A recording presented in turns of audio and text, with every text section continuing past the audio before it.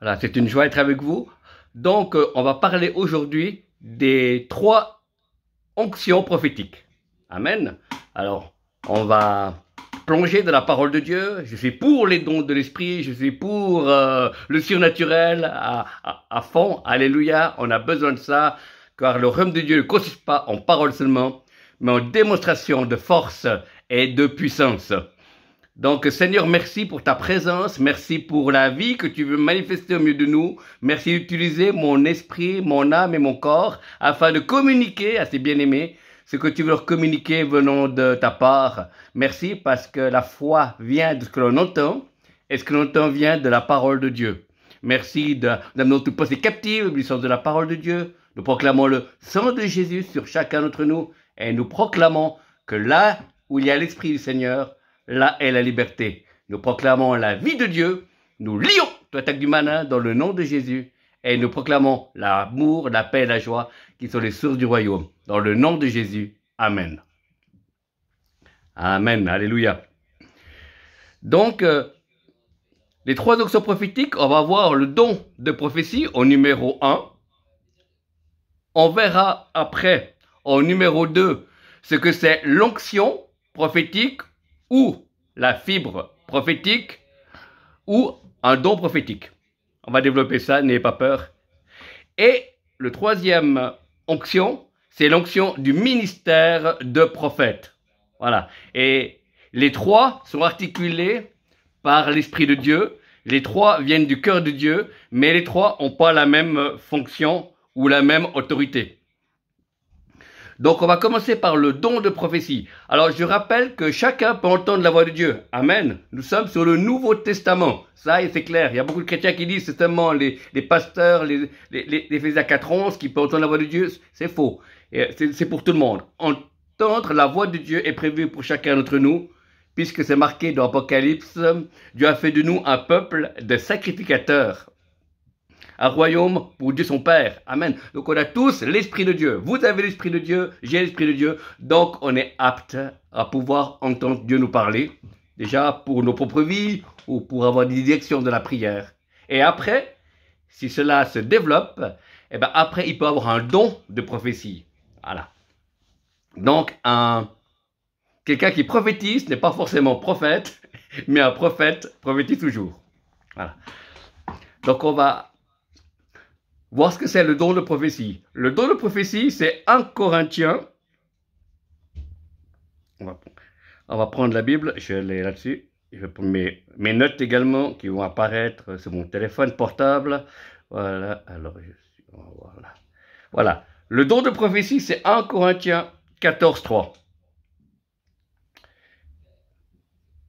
Le don de prophétie est là pour exhorter, édifier, consoler. Donc, il y a don quand il y a plusieurs fois la même action du Saint-Esprit. Si par exemple, le frère Jacques Lapointe a une parole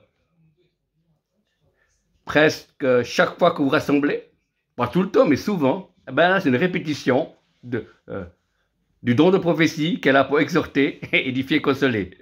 Donc, on peut dire que cet homme a un don de prophétie qu'on peut toujours améliorer, mais il y a un don de prophétie. Amen.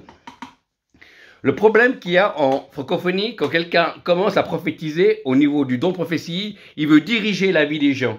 Il veut corriger les gens. Il veut amener des révélations cachées, et ce n'est pas ça le don de prophétie. C'est pour ça que les gens dérapent, les gens ne sont pas assez sanctifiés, les gens ne connaissent pas assez la parole de Dieu.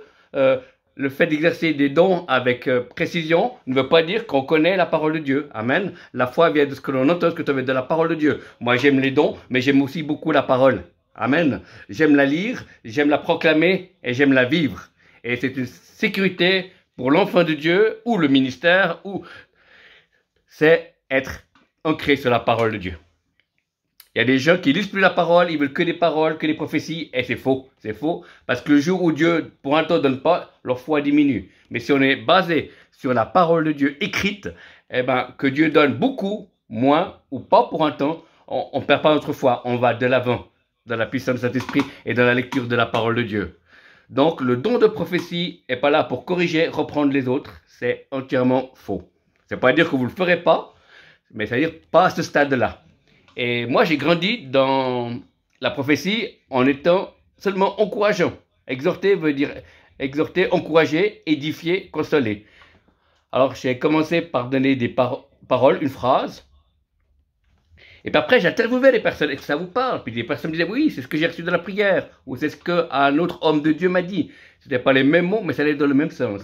Et ça, c'est la prophétie. Et vous n'avez aucun risque de passer pour un faux prophète. Vous n'avez aucun risque de vous tromper. Parce que le but, c'est l'encouragement. Et on a besoin. Quand une maman parle avec amour à son petit enfant, ça fait du bien. Quand l'enfant est triste ou désécure. On voit que des mots humains, la maman rassure l'enfant. Et alors imaginez comme Dieu qui est surnaturel et le Père Céleste nous connaît, et quand il dit des mots au travers de la parole, du don de prophétie, eh ben, ça nous fait également du bien. Et on a besoin d'entendre à plusieurs reprises dans nos vies des paroles qui viennent de Dieu au travers de frères et sœurs et de ministères reconnus. On a besoin d'avoir des prophéties de plusieurs niveaux. Voilà. Et c'est enrichissant. Ceux qui ne veulent pas les dons de l'esprit dans certains endroits, eh ben moi je dis, ils perdent. C'est comme s'ils coupaient le main de Dieu et ils n'avaient qu'un seul bras. Et moi j'aime bien avoir les deux bras de Dieu qui nous entourent. Amen. Le don de prophétie, on peut l'exercer. On peut très bien être pasteur et avoir un don de prophétie ou être diacre ancien.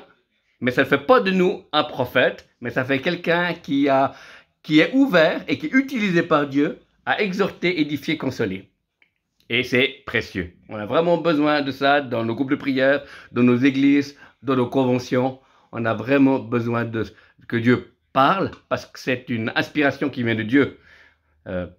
Quelqu'un a dit, c'est mettre des mots humains sur la pensée et le cœur de Dieu. Amen. Si je prophétise sur quelqu'un, eh ben, je vais mettre des mots humains en respectant les émotions et la pensée de Dieu.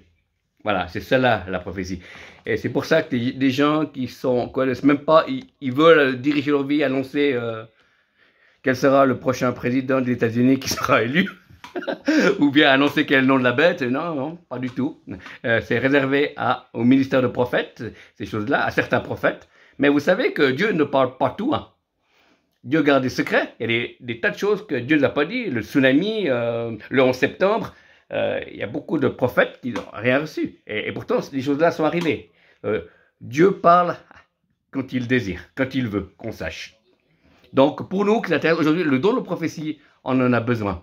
Le don de prophétie, alors, il peut se développer en apprenant à écouter la voix de Dieu, ou bien le don de prophétie peut se recevoir au travers de l'imposition des mains, ou bien au travers de jeûnes et de prières. Voilà, c'est les trois moyens qu'on peut avoir. Soit on apprend à écouter la voix de Dieu comme ça, et tout d'un coup, ça vient une facilité, et on peut avoir un don de prophétie qui se développe. Ou bien par le jeûne et la prière, les gens ont jeûné et prié pour chercher la présence de Dieu, pour avoir ce don-là, et Dieu a donné. Amen. Et il y a aussi, comme c'est marqué dans Romains 1, l'apôtre Paul dira, il me tarde d'être avec vous afin de vous communiquer certains dons spirituels. Donc il y a certains dons qui se communiquent, comme le don de prophétie, par l'imposition des mains, pas parce que tel sympathique, non, mais simplement sous révélation, dans des églises, dans des séminaires. Il y a eu des fois, pour une ou deux personnes, j'ai eu la révélation que quoi Dieu voulait les utiliser dans le don de prophétie. Et là, j'ai imposé les mains. Et là, il y a eu transfert. Et à la fin de la réunion, ils ont commencé à avoir des prophéties toutes simples. Mais maintenant, c'est à eux de travailler. Amen.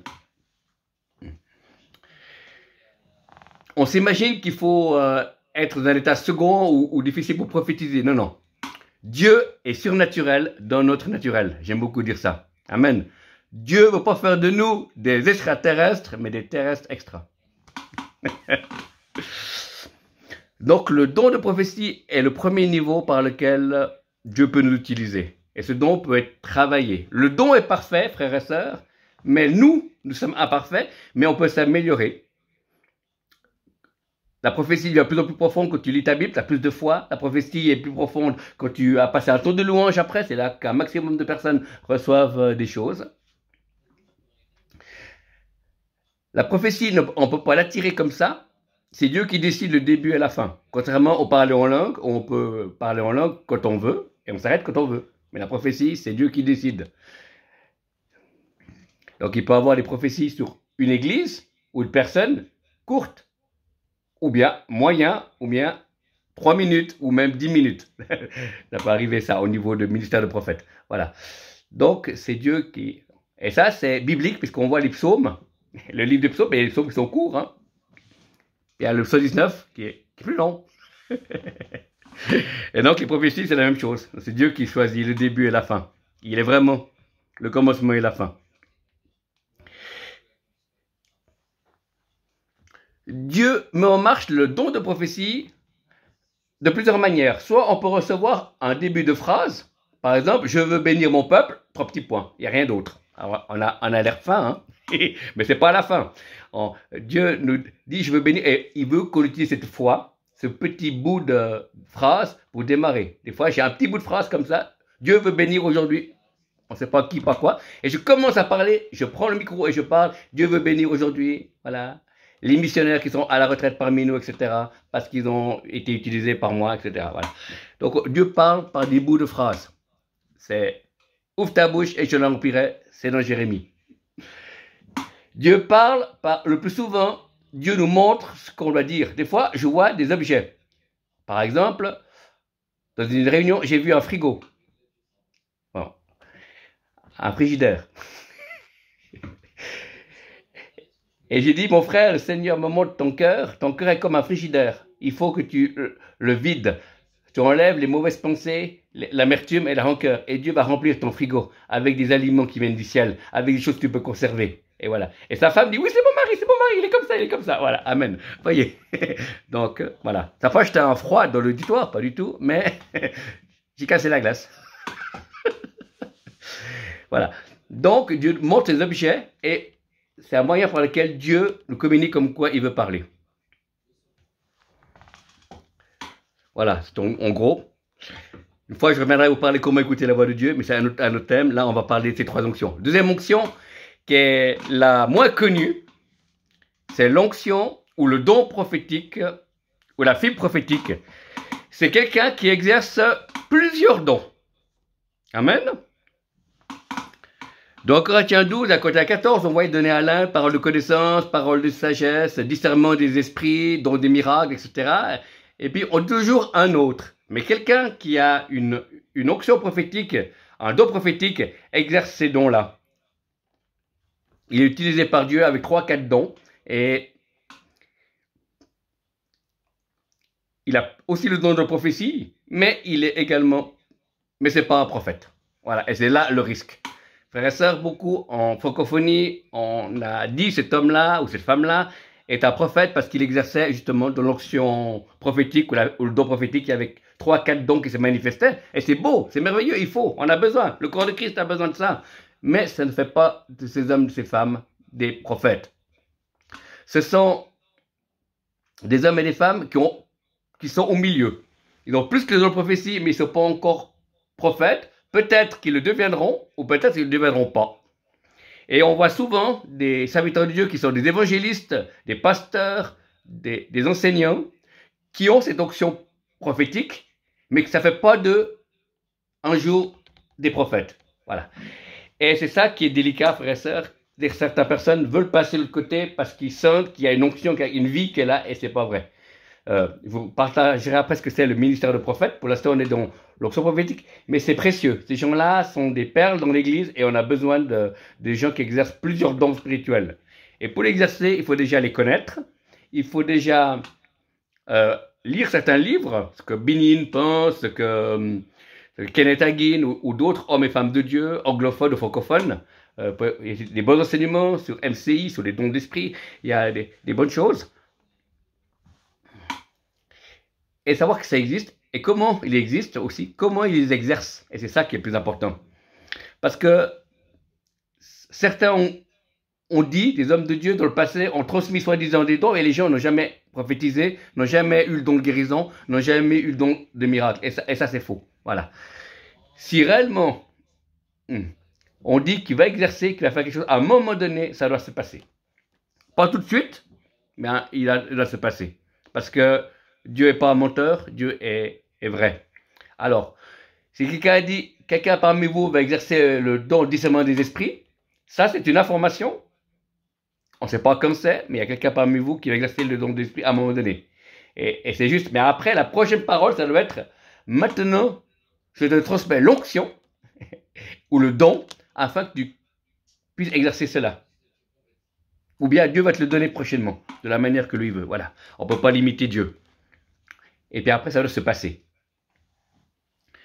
Quand j'étais plus jeune, il y a un apôtre qui est venu vers moi et m'a dit, Martin, je sens que tu vas œuvrer de la parole connaissance, parole de sagesse, prophétie. Et puis il dit ça, c'est l'information prophétique. Ah bon, ok. Puis après, il m'a imposé les mains, il m'a dit, moi je te communique la vie et les dons de cette parole afin que tu la vives. Alors moi, j'ai reçu la position des mains, je suis tombé, c'est pas ça qui est important. Et après, j'ai senti que les paroles que je recevais étaient plus profondes, plus claires, plus recherchées, plus nourries. Et c'est comme ça que j'ai reçu le don de la parole de connaissance, parole de sagesse et la prophétie avec une plus grande profondeur. Voilà. Et là, ça ne fait pas de moi un prophète, ça fait seulement de moi un homme qui exerce plusieurs dons de l'esprit.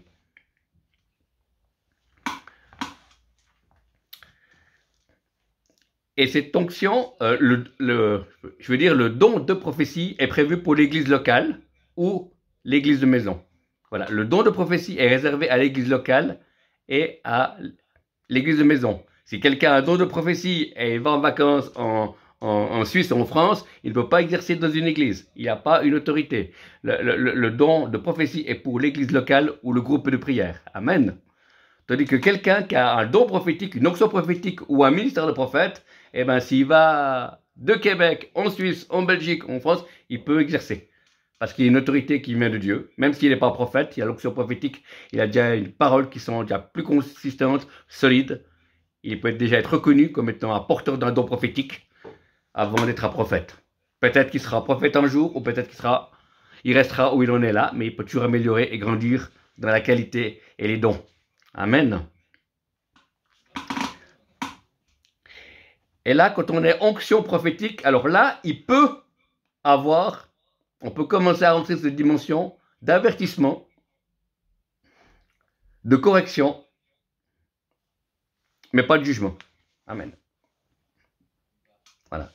Donc, voilà. Et c'est seulement à ce niveau-là, quand il y a plusieurs dons de l'esprit qui se mettent en marche, la personne a ce don prophétique, il peut avertir, il peut corriger. Mais pas de jugement. C'est seulement réservé aux prophètes. Amen.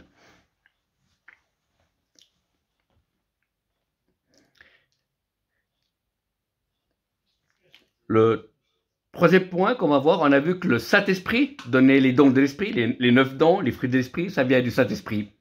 Par contre, le ministère de prophète, on va développer maintenant, le ministère de prophète est donné par Jésus. Jésus a donné les uns comme apôtres, Ephésiens 4, 11, a donné les uns comme apôtres, les autres comme prophètes, les autres comme évangélistes, pasteurs et docteurs. Amen. Donc, c'est différent parce que c'est Jésus qui a choisi des hommes et qui les a nettoyés, qui les a relevés, afin qu'un apôtre, un prophète, un évangéliste est une personne qui, à un moment donné de sa vie, a été rejetée par l'Église, par une partie de l'Église, et le Seigneur va le restaurer afin qu'il puisse aimer l'Église inconditionnellement. Un prophète ne donne pas des prophètes durs, il juge l'Église sans avoir d'abord été guéri de son cœur d'amertume et de rancœur. Moi, j'étais rejeté et le Seigneur m'a relevé, il m'a renourri et maintenant, je peux apporter la parole de Dieu, quel que ce soit, parce que j'aime l'Église inconditionnellement. Amen. Quelqu'un a dit, Dieu a le droit de nous juger parce qu'il nous aime. Et c'est bon, et c'est juste. Amen. Donc, on reconnaît l'onction du ministère de prophète. Dieu m'a révélé dans la prière un véritable ministère de prophète est une personne, un homme ou une femme, qui amène la présence de Dieu aujourd'hui pour que le peuple de Dieu puisse vivre les promesses de Dieu demain. Je répète, c'est tellement super ce que Dieu a dit. Un véritable prophète, homme ou femme, amène la présence de Dieu aujourd'hui pour que le peuple de Dieu puisse vivre les promesses de Dieu demain. Ça, vous ne trouvez pas dans les livres, ça va sortir du cœur de Dieu, ça avait été donné l'année passée. C'est fantastique. Donc, un ministère de prophète à la prédication de la parole avec. Un don prophétique, un don de prophétie comme une onction prophétique, la personne ne prêche pas forcément. Mais tandis qu'un ministère de prophète, un prophète est soit un enseignant de la parole ou soit il prêche. Voilà. Si quelqu'un dit je prêche pas mais je donne des paroles justes, eh ben, cette personne n'est pas un prophète parce qu'il doit avoir la parole. Amen. Il a prêché la parole. Dans le livre des Actes, Jude et Silas, qui étaient eux-mêmes prophètes, exhortèrent le peuple à rester attaché au Seigneur. Amen. Par des discours. Amen. Donc la prédication de la parole fait partie du ministère de prophète. Il peut y avoir des intercesseurs prophétiques, des personnes qui voient dans le monde spirituel. Ces gens-là font partie des dons prophétiques et des onctions prophétiques. Ils voient des anges, ils sont vraiment précis, mais ça ne fait pas d'eux des prophètes parce qu'ils ne prêchent pas. Voilà. Et c'est comme ça, c'est une loi spirituelle. Ça fait partie. Le fondement de l'Église, c'est les apôtres et les prophètes. Et l'apôtre comme le prophète est un ministère de proclamation. Il proclame la parole. Pas forcément un enseignant de la parole, mais il y a la prédication de la parole avec puissance et vie. Un ministère de prophète est un intercesseur. C'est un homme de l'intimité. Un homme de l'intimité de Dieu. Il va vers Dieu parce qu'il aime Dieu. Il ne va pas vers Dieu pour avoir des révélations. Que j'entends des chrétiens qui veulent aller vers Dieu pour avoir que des révélations, c'est faux. Dieu peut donner ou pas. Mais il aime la présence de Dieu. Un véritable prophète aime la présence de Dieu. Un véritable prophète est un adorateur. Un véritable prophète est quelqu'un qui connaît le cœur de Dieu, puisque le prophète révèle le cœur de Dieu. La joie de Dieu, la tristesse de Dieu, la vie de Dieu. Le prophète n'est pas le ministère le plus important du Nouveau Testament. Tous les ministères d'Éphésiens 4 ans sont importants. Et je crois que dans la vie de certaines personnes, ils croient que le prophète est au premier. Non. Le prophète n'est pas au premier parce qu'on mettrait les gens de nouveau. On discute avec d'autres serviteurs de Dieu qui sont apôtres et prophètes. On remettrait les gens sur l'Ancien Testament où on doit aller voir le prophète pour être guidé. Donc, et puis dans le Nouveau Testament, on est tous appelés à prophétiser. On est tous appelés à rentrer dans l'intimité avec Dieu. Et dans le Nouveau Testament, le ministère de prophète est là pour parler de votre vie, mais ça doit confirmer des choses. Amen. Ou plus tard, la confirmation vient. Si par exemple, je dis à quelqu'un, eh ben, l'année prochaine, quelqu'un va recevoir un cadeau, il va recevoir une voiture, eh ben, ça doit être confirmé par d'autres personnes ou par d'autres moyens, parce que Dieu confirme. On ne démarre jamais dans le Nouveau Testament sur une parole prophétique d'un homme de Dieu. Amen. Qu'il soit prophète ou apôtre. La personne peut se tromper, puisque la Bible dit retenez ce qui est bon, examinez toutes choses dans Thessaloniciens. Tout se fasse sur la déposition de 2 ou 3 témoins. Vous savez, si j'aurais mis en pratique tout ce qu'on a prophétisé sur moi depuis que je suis né de nouveau, je ne serais pas là aujourd'hui. Voilà. Par contre, j'écoute chacun. Que ce soit un enfant, que ce soit une personne âgée qui reçoit un verset ou une parole. J'écoute, mais je ne mets pas forcément en pratique. Et c'est beau, j'ai reçu une parole il y a 10 ans en arrière d'une fille de 12 ans.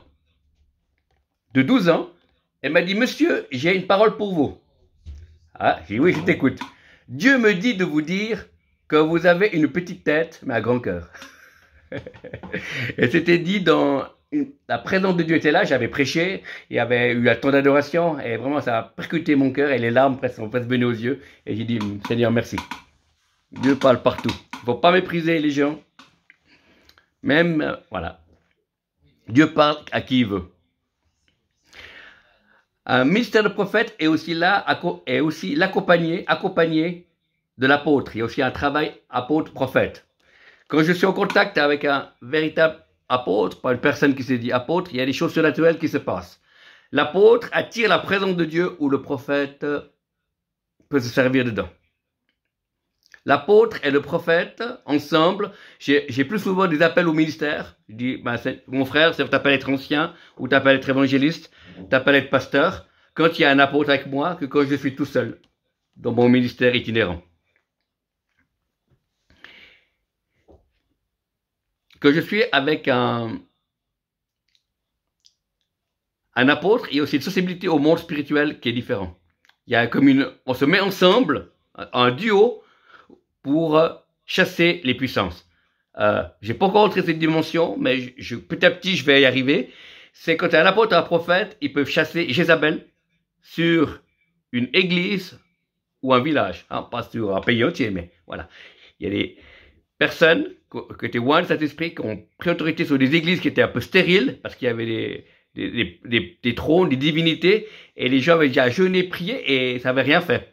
Mais quand l'apôtre et le prophète est venu, l'onction qui recouvre ces deux ministères ont été comme de l'anitro et de la glycérine, et paf, la puissance a dû reculer, et l'église a été dégagée, et l'église a pu rentrer dans des dimensions de réveil. Amen. Donc, beaucoup de personnes ont des titres, mais moi, je préfère avoir des onctions. Amen. Voilà. C'est pas le fait que quelqu'un se dit apôtre, c'est des prophètes. Il faut un arbre se reconnaît à ses fruits, frères et sœurs. On a beaucoup trop de personnes au corps de Christ qui ont des titres, mais on ne voit pas la puissance de Dieu. On ne voit pas la vie de Dieu. On doit être là pour faire la différence. Les ministères ne sont pas là pour diriger l'Église. Les ministères sont là pour montrer la puissance de Dieu, le caractère de Dieu et la sainteté de Dieu. Ça, c'est qu'un don de prophétie ne peut pas faire et qu'une onction prophétique toute seule ne peut pas faire.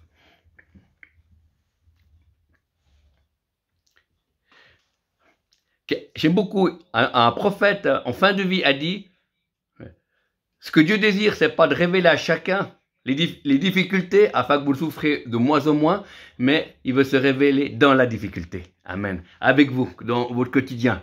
C'est pas facile. Moi, je suis pas à plein temps dans le ministère. Le matin, je suis concierge. L'après-midi et le soir, je livre des médicaments. Mais je suis quand même prophète. Dieu vient dans mon travail et il me donne sa présence. Que je sens sa présence là au travail.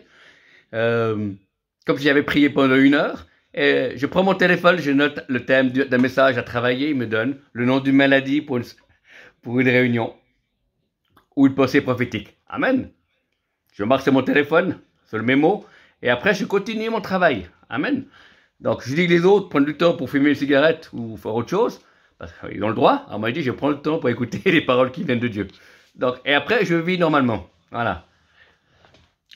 Un prophète, un apôtre, un ministère n'est pas supérieur à n'importe quelle brebis. Dieu nous aime autant. Amen. C'est seulement de la fonction de l'esprit qu'on est différent. Mais sinon, je ne suis pas supérieur à Serge Côté ou à Jacques ou à d'autres personnes d'entre vous. Non. J'ai besoin de la grâce de Dieu. J'ai besoin du pardon de Dieu, j'ai besoin de lire ma Bible, j'ai besoin d'aimer ma femme, j'ai besoin d'être protégé, j'ai besoin de prière. Je peux aussi prier pour les autres, voilà. On est pareil. Mais seulement dans la position dont l'esprit se manifeste, à ce moment-là, là je suis différent, là je peux surgir avec la couleur que Dieu m'a donnée, là je peux faire des proclamations, là je peux prier pour les malades, ouvrir un peu le ciel, il y a des choses qui se passent, mais quand c'est fini, je redeviens comme les autres. Et l'erreur qu'il y a eu, c'est que des personnes ont été sur l'estrade, ils ont été loin de Dieu, attention, je ne touche pas à l'option, mais ils ont continué à diriger le peuple de Dieu comme Moïse, et ce n'était pas ça. Il fallait qu'ils arrêtent. Dans le temps de louange, dans le temps de ministère, ils avaient le droit, ils ont l'autorité, ils ont reçu de Dieu, ils ont exercé leur ministère. Mais après coup, ils doivent redescendre au même niveau que les autres. Amen. Pourquoi? Parce qu'après, c'est plus l'autorité de Dieu, ça devient l'autoritarisme. Et les gens disent, oh ben, on est sans arrêt contrôlé, on obéit déjà au travail, on obéit sans arrêt. Tandis que si c'est seulement dans les temps de ministère, alors là, si un prophète vous dit, bah, vous mettez lever les mains, maintenant vous voulez prier ou parler en langue, ben là, il faut obéir parce que c'est juste dans cette sphère d'autorité où il est là, où vous êtes béni, et si vous participez, vous rentrez, vous recevez votre guérison, vous recevez ce que Dieu a vous donné, parce que c'est son secteur. Mais une fois que l'onction se retire, il devient comme vous et moi. Amen. Et c'est là beaucoup des hommes de Dieu sont tombés, frères et sœurs, c'est parce qu'ils ont gardé vouloir garder ce monopole d'autorité, et c'est faux. L'autorité est là seulement de la fonction. Amen. On est tous conduits par l'Esprit de Dieu.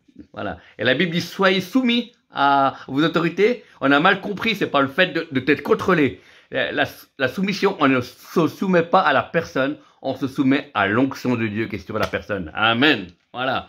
Et soumettez-vous les uns les autres, chacun a une onction. Donc si ma femme, elle est chante, prophétique, eh ben, dans la louange, je me soumets à elle, parce qu'elle a une manière de toucher Dieu, il y a une manière de la louange, je lui dis Martin, fait que les autres chantent, ou louent, etc., chantent en langue, etc., et c'est juste, parce que c'est sa couleur, parce que c'est son, voilà.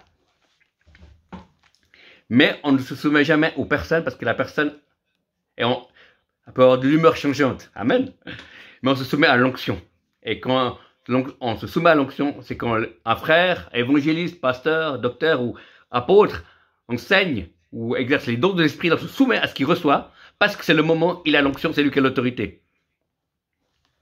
Mais après, on reste des hommes et des femmes libres. La Bible dit, vous ne soyez pas esclaves des hommes. Amen. On ne pas être esclaves des hommes. On est esclaves de Christ par amour. Et en plus de la puissance des dons, il y a également le caractère qui doit changer. Et là, un ministère de prophète, il a son caractère qui est en train de changer, où il a bien commencé à changer, pour pouvoir justement pouvoir apporter les choses. Et le ministère de prophète et d'apôtre peuvent apporter des jugements. Comment ça? On est sous la grâce. Il peut y avoir des jugements. Donc, vous voyez l'apôtre Paul, avec Élimas, le magicien. Il a dit, espèce de serpent, la lumière des ténèbres sur toi. Et puis après, il est aveugle. Et puis, Élimas a cherché quelqu'un pour le conduire par la main. Hein. Vous direz ça dans le livre des Actes. Donc, et l'apôtre Paul dira, j'ai livré, je ne sais plus quel nom, à Satan, afin qu'il apprenne à ne pas blasphémer. Donc, ça c'est réservé au ministère apostolique. Il y a des trois choses dans le ministère apostolique qui est des rôles de jugement, mais qui sont particuliers. Ils ne sont pas toujours en train de juger, mais dans certaines circonstances, ils ont le droit d'agir, parce qu'ils ont l'autorité de Dieu. Amen.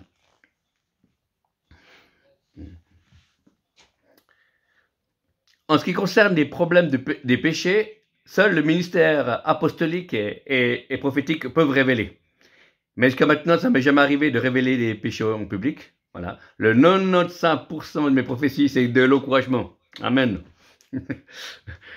Les 2,5 qui restent, c'est des avertissements et des corrections. Et puis le dernier, c'est des jugements. Mais ça ne m'est encore jamais arrivé. Mais je suis prêt à le faire si ça arrive une ou deux fois. En général, quand je vais dans des réunions, des fois je dis, ben voilà, le Seigneur me montre, mon frère, ma soeur, qu'il y a quelque chose dans ta vie qui ne va pas, qui ne plaît pas à Dieu. Que le Seigneur te bénisse. Et je sais que la personne sait de quoi je parle. Amen. Il n'y a pas besoin de citer le nom. Le principal, c'est pas que le nom soit cité. Le principal, c'est que la personne se repente. Le principal, c'est que la personne reçoive la repentance et qu'il puisse marcher en nouveauté de vie. Parce qu'on était en manqué de sagesse, les gens ont exercé des dons en disant dans tout le monde, oui, cet homme est de l'adultère ou etc. Et si c'était vrai, ça n'a rien arrangé parce que le conjoint n'était pas au courant et puis ça l'a déshonoré dans toute l'église. Oui, c'est vraiment la catastrophe. Voilà. Ça m'est arrivé, frères et sœurs, en 20 ans de conversion et depuis l'an 2000 que je suis dans le ministère, ça m'est arrivé qu'une fois où j'étais dans une église, j'ai dit au pasteur, il y a quelqu'un dans l'église, un homme qui vit dans l'adultère. Et le pasteur m'a dit, est-ce que tu sais qui c'est? Je dis, oui, c'est le monsieur qui a la veste verte. Et le pasteur, il a souri, il dit, tu as raison, mais actuellement, je le suis au travail pastoral. Vous voyez? Donc, on prend la personne à part avec le pasteur, parce que si on peut se tromper, bon, on donne pardon seulement à 2 personnes au lieu de l'église. Et le but, c'est l'amour couvre une multitude de péchés. Amen. Voilà. La prophétie est un merveilleux outil qui a été mal utilisé dans l'église. On a blessé des gens, et puis voilà. On a eu des pires choses qui ont été sous couvert de la prophétie. Mais en réalité, si c'est bien utilisé, c'est quelque chose qui bénit, c'est quelque chose qui restaure. Je vais vous raconter ce témoignage. J'étais dans une communauté à Genève, en Suisse, la cité de Calvin, où ce soir-là, c'était pas moi qui prêchais, mais j'étais avec d'autres serviteurs de Dieu, j'avais le droit d'apposer les mains et prophétiser et prier pour les malades. Et tout d'un coup, je prends le micro et je vois un homme qui est au 3e rang. Et je lui dis, monsieur, j'ai une vision pour vous.